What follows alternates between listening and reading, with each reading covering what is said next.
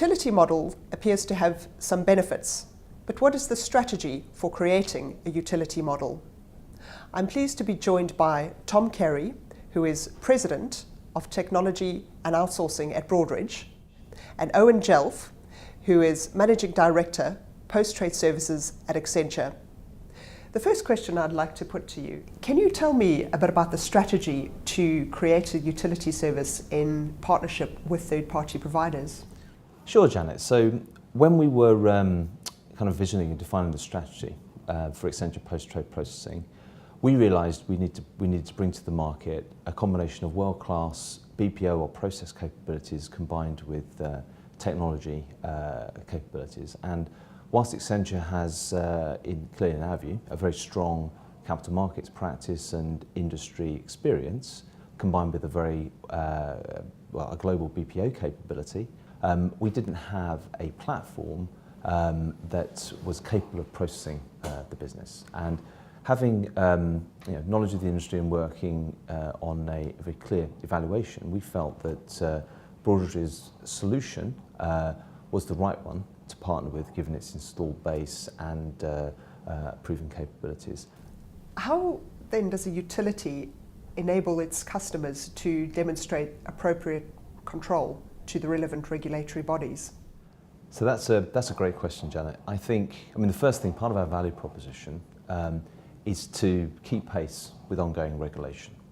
The other point, though, is that clearly in terms of the service we provide has to demonstrate the requisite level of control via KPIs, SLAs and transparency to be able to satisfy both the compliance function of the bank as well as the regulatory bodies that may oversee that bank's activities.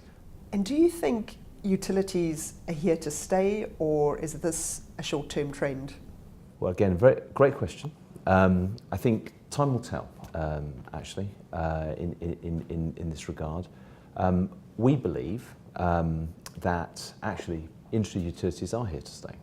For many of the reasons that we've alluded to so far around the ongoing need to cut costs, the ongoing drive towards more standardisation, the realisation that there isn't in fact that much differentiation in post-trade processes.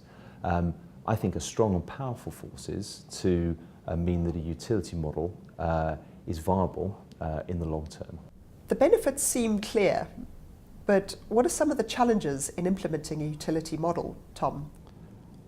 In my regard, I have two words for that: trust and credibility.